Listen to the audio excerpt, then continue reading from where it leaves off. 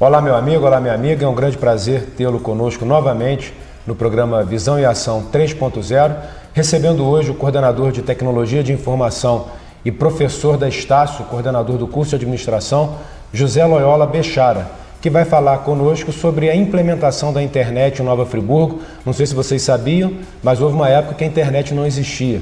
E a gente vai recuperar todo esse processo histórico, toda a evolução que ocorreu, e ele foi um dos grandes responsáveis pela implementação da internet na nossa cidade.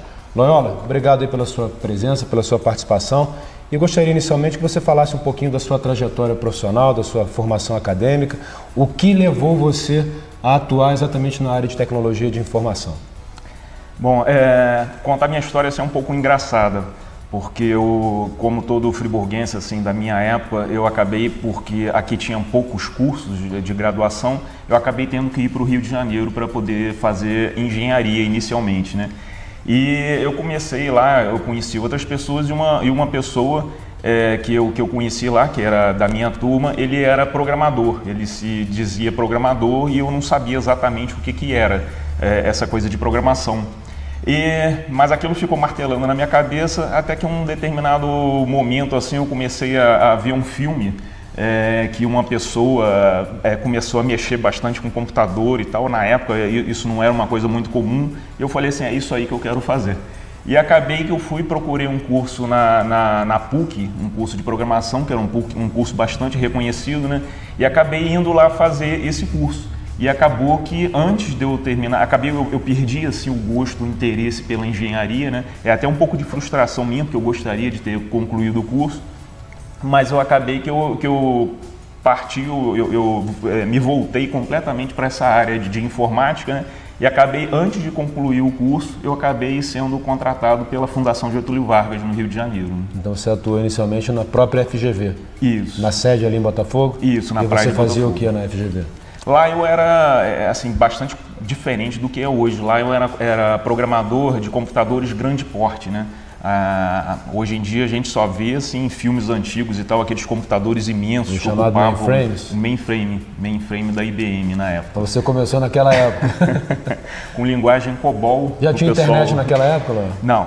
Não existia absolutamente. É o que eu falo, o pessoal hoje naturaliza, como se sempre tivesse existido, né?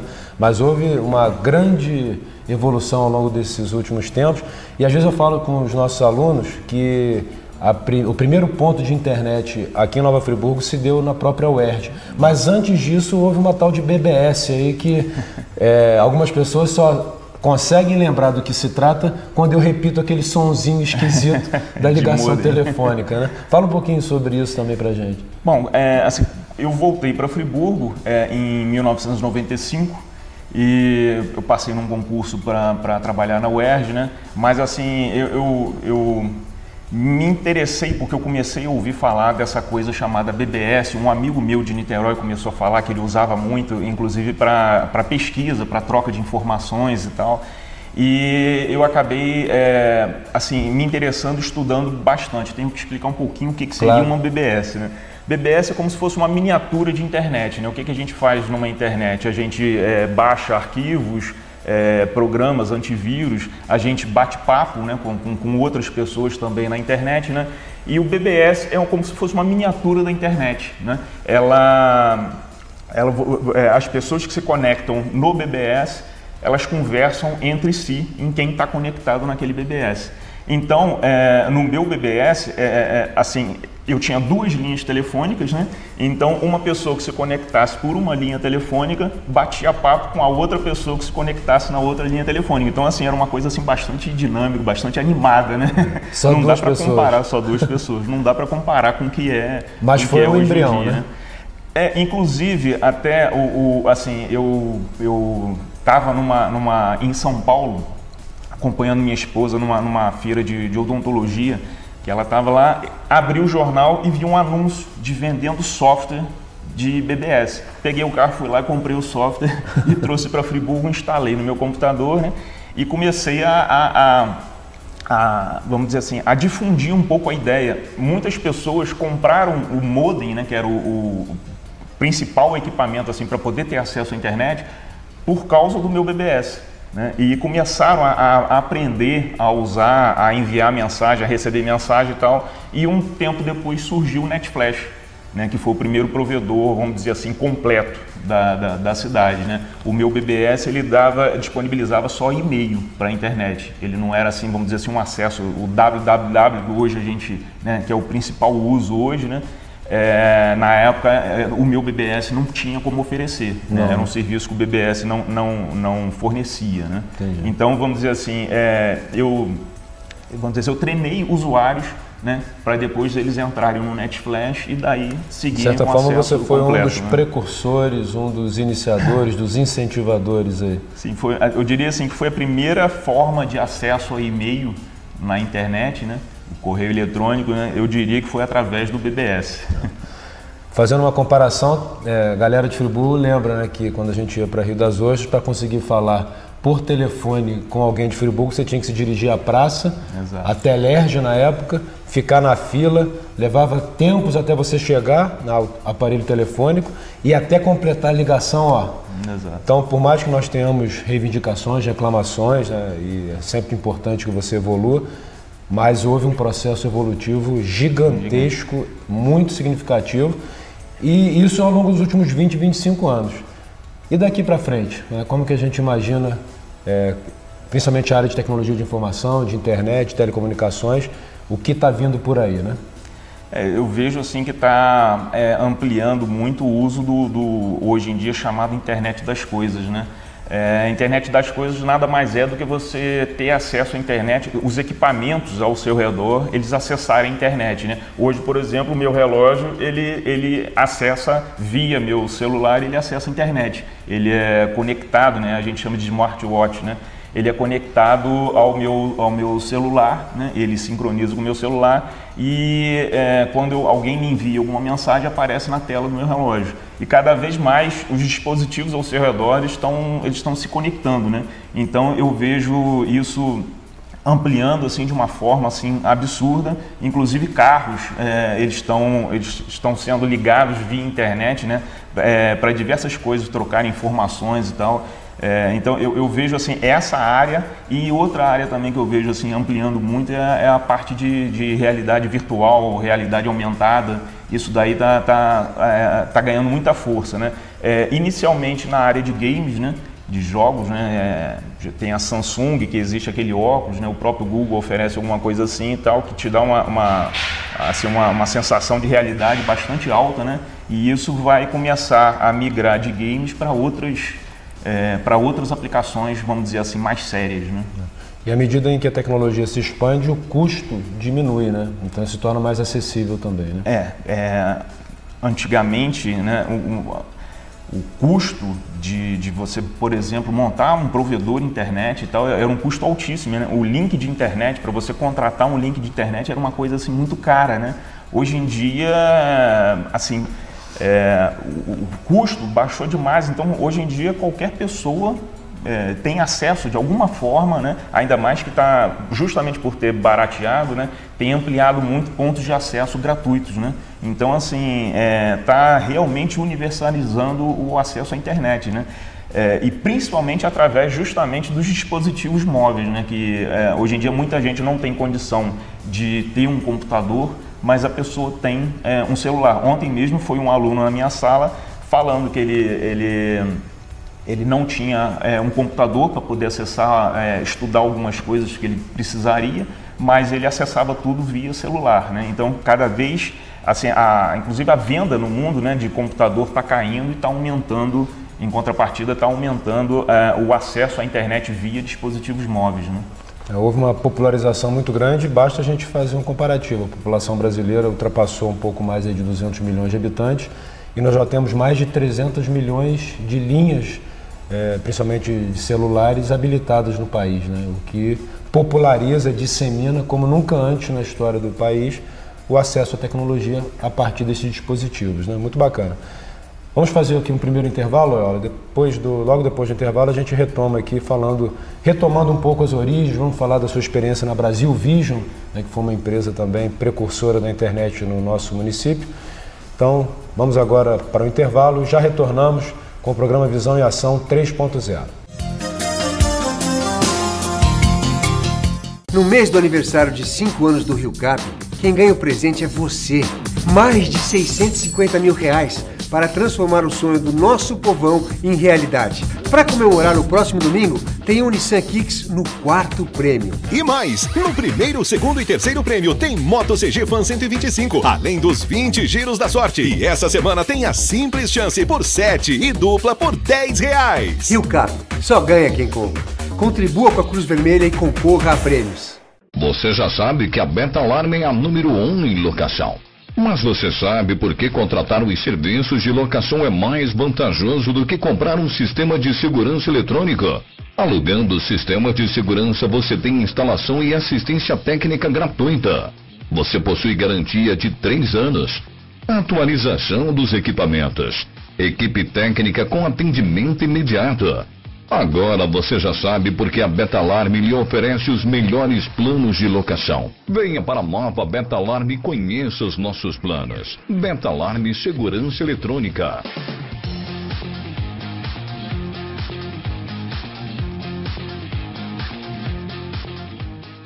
Agora que você quer preço, olha, conjunto de pote R$ 2,99. Olha essa feirinha de alumínio, qualquer peça R$ 7,99. Tapete de banheiro por apenas R$ 12,99. Quero esse tapete aqui também, ó.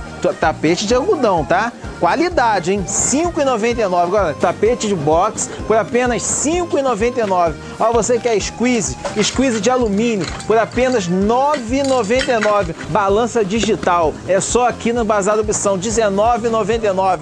Toalha de mão por apenas R$ 3,99. Assento sanitário R$ 24,99. Escumadeira, colher, qualquer peça aqui R$ 2,99. Olha só, pregador 12 pregadores, você vai pagar sabe quanto? R$ 1,99. Qualquer cumbuca dessa aqui, você vai pagar R$ 5,99. Então vem pra cá, pro Bazar Opção. Aqui sim, aqui tem preço e qualidade. Vem pra cá. Se você é pintor, não pode perder a grande festa do pintor Vermar Coral Tintas. Um super evento com churrasco, bateria de escola de samba e show de passistas. Venha Vermar, cadastre-se e garanta o seu convite. Dia 21 de junho, participe. Eu agradeço todo mundo que está doando os cobertor por causa do frio, né? Para esquentar meus filhos, principalmente, né? Quando a LBV chamar, diga sim.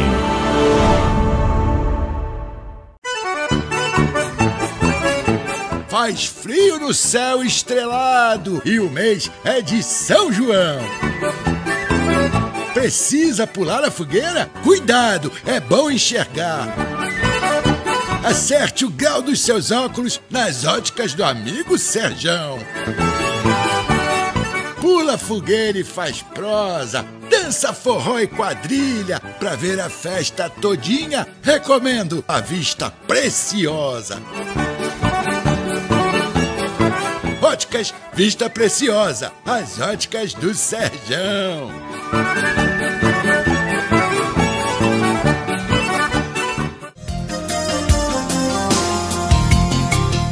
Retornamos com o programa Visão e Ação 3.0, recebendo hoje José Loyola Bechara, professor da Estácio, coordenador de TI da UERJ, que está aqui passando para a gente inúmeras informações sobre o processo histórico de implantação da internet. E conversávamos aqui nos bastidores do programa sobre essa experiência importante que o Loyola teve junto à Brasil Vision. E também, paralelamente a esse trabalho que ele desenvolveu, ao longo desses 20 e poucos anos, ele contribuiu para a formação de centenas e centenas de profissionais na área de sistemas, de tecnologia de informação, na área de informática propriamente. Então eu quero que o Loyola fale para nossos amigos e amigas um pouco dessa sua vivência prática e também acadêmica, contribuindo para o que eu chamo hoje de fomento a um polo tecnológico da nossa cidade, da nossa região. Bom, como comentamos aí no bloco anterior, eu trabalhei com o BBS, que era assim um embrião de uma internet, né? Uma miniatura de uma internet. E assim, meu sonho era montar o meu provedor, claro, né? Acabou que eu fui convidado para trabalhar num provedor internet aqui em Nova Friburgo, né? Chamado Brasil Vision.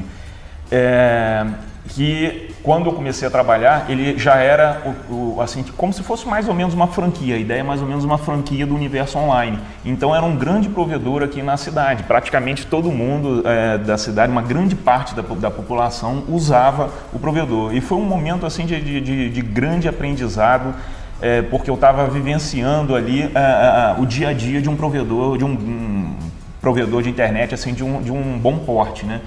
E o dono, né, o Maurício Rosenberg, do provedor, que era o dono do proprietário do Brasil Vision, ele começou a perceber que alguma coisa de errado iria acontecer. E ele começou vamos dizer assim, ficar com um pouco de receio de ficar completamente na mão do UOL, do Universo Online, que era o maior provedor, acho que da América Latina, se eu não me engano, na época, né? Ele ficou com medo de ficar na mão desse grande provedor que achava que ele, assim, a tecnologia estava evoluindo, alguma coisa iria acontecer, né? Então nós começamos a expandir para o interior. Começou com Cordeiro e Cantagalo, né? Então a gente começou a montar pontos de acesso nas cidades do interior, funcionando como se fosse um UOL, só que em miniatura, né? E as duas primeiras cidades foram Cordeiro e Cantagalo, depois entramos em Bom Jardim, Cachoeira de Macacu, Maricá e Pádua, Itaocara. E Pádua funcionou mais ou menos como se nós fôssemos a franquia, né? Uma pessoa lá quis implantar um provedor e usou a nossa estrutura para poder começar a internet lá em Pádua, né? Então aí sim foi realmente um momento bastante interessante, né? Que dá prazer de várias cidades estarem dependendo daquele serviço onde você trabalha. E acabou que o Maurício, né? O Maurício Rosenberg, acabou que ele não errou, ele estava certo. Acabou que o Universo Online ele acabou com esse sistema de franquia. E a evolução da telecomunicação começou a permitir que o UOL atuasse numa determinada cidade, por exemplo, aqui em Friburgo, sem depender de um provedor local. Ele, através de um próprio sistema, no caso aí da telefonia local, ele começou a poder oferecer o serviço lá na ponta, lá na cidade, né? Sem intermediário. Então ele, de uma hora para outra, ele simplesmente chutou, né, todos os provedores locais do Brasil inteiro, né? E a gente ainda continua um tempo atuando nessas cidades, nessas diversas cidades onde o UOL ainda não tinha entrado, porque não tinha essa tecnologia ainda não tinha avançado. Demorou um pouquinho a chegar nessas cidades mais para o interior. E você tem uma estimativa de quantas pessoas acessavam em todas as cidades? Olha, eu acho que chegou, se eu não me engano, em torno aí de uns 5 a 7 mil usuários, assim. O que na época era um quantitativo significativo, quantitativo, né? Enorme, né? E hoje seria um quantitativo pequeno, né? Porque hoje não é nada, né? Hoje 5, 7 mil pessoas, Friburgo deve ter, sei lá, é difícil chutar, né? Mas eu acredito que hoje deve ser 10 vezes isso ou até mais, né? E você vê, né, o comparativo que você fez quando você implantou a BBS, 2 pessoas se comunicando, você pula para 5, 7 mil pessoas conectadas e hoje para dezenas, centenas de milhares, dezenas de milhões e no mundo inteiro, né? Então essa revolução, e você tocou num ponto interessante, né? A tecnologia de informação, ela, em geral, ela elimina os intermediários. Sim. Porque a comunicação passa a ser feita de forma direta. Sim. Né? Você propicia essa comunicação direto com a ponta final, né? Hoje, por exemplo, a atividade de comércio ela está sofrendo bastante, né? Porque muitas até fabricantes, né? Eles têm a sua própria loja de e-commerce e vendem via internet direto para a ponta final, direto para o consumidor, né? Então, assim, o comércio ele não deixa de ser um intermediário, é importante e necessário, porém com a internet ele está realmente sofrendo, né? Vai precisar agregar muito a experiência, né? Vivência, um contexto de serviços mais assertivo, né? Ontem eu fiz uma pesquisa informal em sala de aula de 50 alunos, quantos já tinham comprado produtos via e-commerce na China. E 7, 8 alunos falaram que já compraram e já receberam e que foram muito bem atendidos. Então essa configuração está mudando significativamente. O comércio vai ter que se reinventar, sem dúvida. Porque ele tem que melhorar esse trato, ampliar essa sensação do cliente ir lá, conhecer o produto, poder segurar o produto e tal, ser bem tratado, né, ser bem recebido e tal, porque senão o e-commerce realmente vai dominar. E como você avalia a sua participação na formação dos profissionais, né? Fala um pouquinho das instituições que você trabalhou, os cursos que você contribuiu em termos de formação profissional. O fato de eu estar na UERJ, né, de eu ter vindo para Friburgo e entrado para a UERJ, acabou me deixando em contato com a área acadêmica, né? Quando a Universidade Estácio de Sá se implantou aqui, havia uma carência, né, de profissionais, né, para serem professores dos cursos, né, que a Estácio implantou aqui. E acabou que eles foram à UERJ, né, atrás de profissionais que pudessem, né, lecionar. No primeiro semestre, eu diria que eu acho que eu não nasci para ser professor, pelo menos eu achava e eu ainda tenho minhas dúvidas. Mas acabou que no primeiro semestre eu não aceitei vir a dar aula, e acabou que no segundo semestre, porque eu vi uma oportunidade de conhecer uma nova área, né, e assim, vamos dizer assim, até me testar um pouco para saber se eu realmente teria condições de ser um professor ou não, eu resolvi aceitar. E comecei a dar aula, inclusive de uma linguagem que eu trabalhava lá atrás na FGV, que eu achei que eu nunca mais fosse ver aquela linguagem COBOL, eu achei que eu nunca mais fosse mexer com aquilo e tal, e voltei a dar aula, voltei a mexer com essa linguagem, dando aula lá na Universidade Estácio de Sá. E foi assim, eu vi que algumas coisas da área acadêmica, eu posso até não ter nascido para isso, né? Mas assim, a rede de contato que se cria com os alunos e tal é muito interessante, né? Acabou que eu também vir a dar aula num curso técnico, né, de segundo grau, chamado Procrio, na época, e depois na Faculdade de Filosofia Santa Doroteia, né, que começou um curso também de análise de sistemas. Então, praticamente todos os cursos que tinham informática aqui naquela época, eu estava atuando. Então, assim, eu diria que vários profissionais da área de TI hoje, não só que atuam em Friburgo, mas em que vários lugares do Brasil, eu diria que acabou, de alguma forma, eu tendo contato, né? Eu tendo algum tipo de participação, né? E eu sempre, vamos dizer assim, tentando fazer com que as pessoas conhecessem um pouquinho de coisas diferentes, não do trivial, no que está no dia a dia. Por exemplo, existe uma coisa chamada Linux, né, que é um concorrente do Windows. Eu sempre batia na cabeça que a pessoa precisa ter um diferencial, né? O Windows, meu filho hoje com 13 anos, 14 anos, ele já mexe com o Windows, né? Ele já mexe já há muito tempo, então ele tinha que ter algum diferencial, né? Muito bom, Loyola. Quer dizer que milhares de trabalhadores na área de tecnologia de informação tiveram a oportunidade aí de aprender, né, a partir da sua experiência, da sua vivência, da sua formação, além de outros profissionais também, né? Vamos agora a um novo intervalo e já retornamos com o terceiro e último bloco do programa Visão e Ação 3.0, recebendo hoje o professor, coordenador de TI da UERJ, coordenador do curso de administração da Estácio, José Loyola Bechara, que nos agracia com uma informação histórica sobre a internet, e vamos falar também sobre as perspectivas daqui para frente.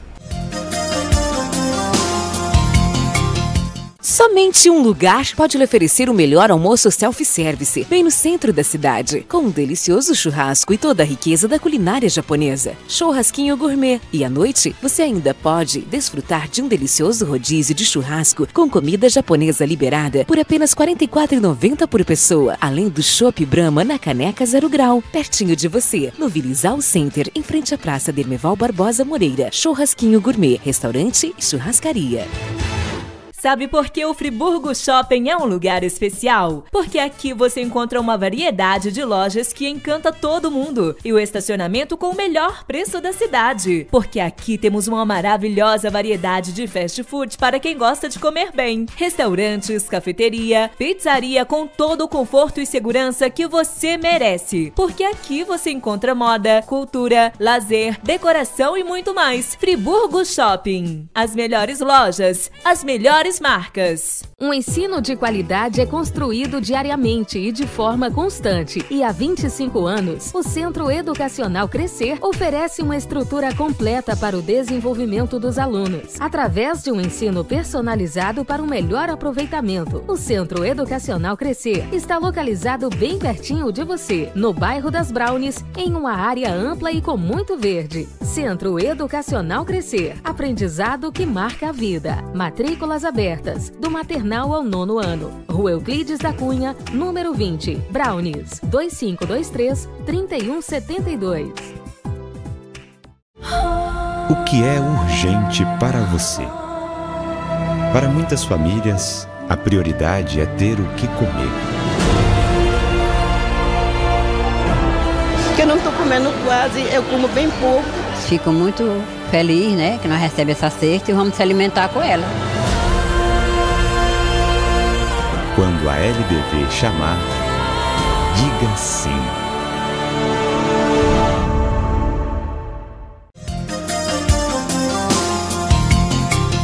Retornamos ao programa Visão e Ação 3.0, terceiro e último bloco de uma entrevista muito bacana com o professor José Loyola, ele que é coordenador de TI da UERJ, coordenador do curso de administração da Estácio, um dos precursores da implantação da internet aqui em Nova Friburgo e na região.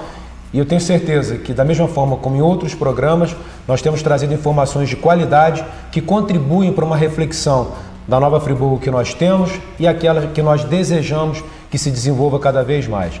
Quero dizer para você que toda terça-feira, às 10 da noite, nós temos um programa que estreia e no dia seguinte temos a disponibilização dele através do YouTube, do canal da TVC, para que você possa acompanhar à medida aí da sua agenda, da sua disponibilidade, conhecendo os temas que nós trabalhamos ao longo do programa. Loyola, nós podemos dizer então que você foi e tem sido, de certa forma, um grande evangelizador a favor do Linux, meio que entrando aí na concorrência com o Windows, é isso mesmo? Eu, durante esse tempo todo, né, que eu lecionei, tanto na Faculdade de Santa Doroteia, quanto na Estácio, na Universidade Estácio de Sá, eu sempre procurei fazer com que os alunos conhecessem coisas fora, né, fora do comum, né, saírem da mesmice, né. E eu sempre falei que conhecer um Linux seria um diferencial, né? Conhecer o Windows, trabalhar com Windows vamos dizer assim, seria uma obrigação, mas conhecer algo diferente seria realmente um diferencial. Então eu comecei a fazer cópias, porque o Linux, copiar um Windows é pirataria. Copiar um Linux não é pirataria, porque ele é um software disponibilizado gratuitamente. Então muita gente naquela época, né, o acesso à internet era acesso discado e era muito lento. Então para baixar um CD de um Linux era demorado, caro, muita gente ainda não tinha, nem discado não tinha acesso. Então eu disponibilizava assim para os alunos que quisessem, eu tinha um gravador de DVD, de CD na época, né? E eu pedia só para os alunos levarem uma mídia virgem, eu gravava o CD e devolvia para os alunos com a cópia do Linux gravada, né? E com isso eu fui, vamos dizer assim, fazendo com que as pessoas pelo menos se sintam um pouco incomodadas em pelo menos conhecer um pouco, instalar no próprio computador e pelo menos conhecer, pelo menos ver o que seria, né? E eu diria assim que muita gente que veio a copiar acabou se tornando grandes profissionais, né? Alguns trabalhando com Linux, outros não, né? Mas de qualquer maneira, pelo menos eu fiz, vamos dizer assim, eu diria que eu fiz a minha parte, né? De fazer com que as pessoas pelo menos, vamos dizer assim, abrissem um pouco a mente e conhecessem coisas diferentes, né? Eu acho que vamos dizer assim, eu tive uma certa responsabilidade, vamos dizer assim, porque o Linux, a filosofia do Linux é uma coisa bastante interessante, ele é colaborativo, né? Então, e é aberto, você pode copiar e alterar. Grandes provedores, grandes empresas de hoje de internet existem graças ao Linux, né? O próprio Google, o Facebook e diversos outros aí. Então, de certa forma, você colocou uma grande pulga atrás da orelha de muita gente. Com certeza. Bacana.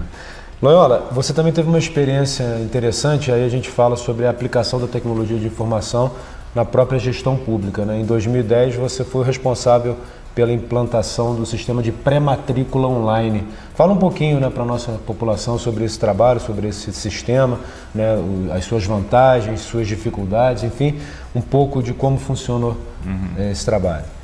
Bom, durante o momento aí até um pouco antes daquela tragédia que aconteceu, que acabou deixando a UERJ, vamos dizer assim, com as atividades suspensas, né? Um pouco antes disso, eu acabei atuando um pouco na prefeitura e houve assim uma implantação de um sistema de pré-matrícula, mas acabou que por uma certa situação o sistema foi desativado. E eu comecei, as pessoas começaram a conversar lá e tal, e falar que realmente era lamentável acabar esse tipo de serviço, né? Porque muitos pais iam para a fila de madrugada e tal, para conseguir ir para a porta das creches e tal, para conseguir fazer matrícula, né? E eu acabei que eu resolvi, vamos dizer assim, desenvolver um sistema semelhante e tal, para pelo menos poder propiciar esse serviço, né, para a comunidade. E foi assim de um aprendizado também bastante interessante, uma experiência bastante interessante, porque foi um serviço realmente que usado, né, por diversas pessoas, e ali eu percebi o quanto é importante a tecnologia na área pública, né? Eu diria que a informática como um todo, a área de TI, ela soluciona grandes problemas das cidades, do país e tal, acaba trazendo outros problemas, né?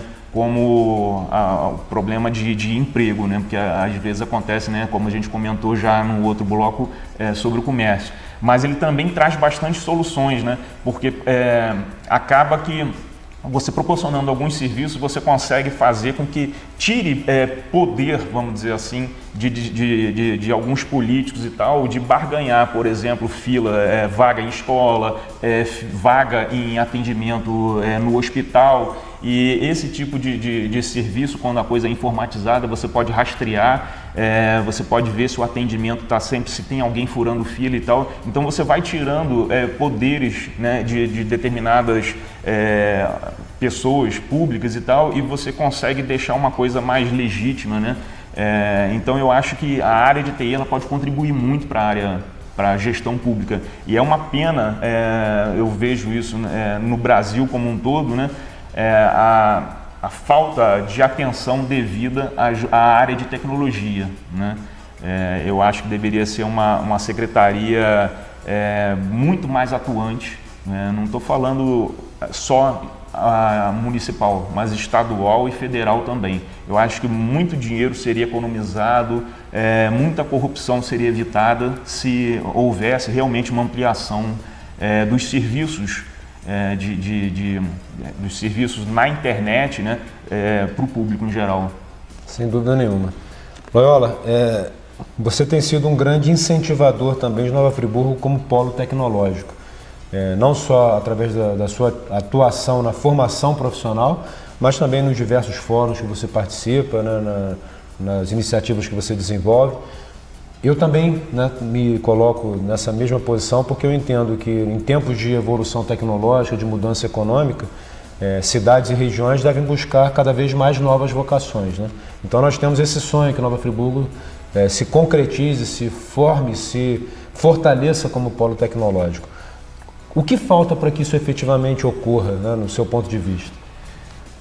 Olha, eu já participei de algumas iniciativas. Eu participei de uma reunião na prefeitura para ver como seria feito algum tipo de isenção, algum tipo de incentivo para empresas na área de tecnologia, porque Friburgo, o clima, eu diria que o clima que não ter praia, é um clima ameno e tal, eu acho que tudo favorece, porque se tem praia eu quero ir para a praia, né?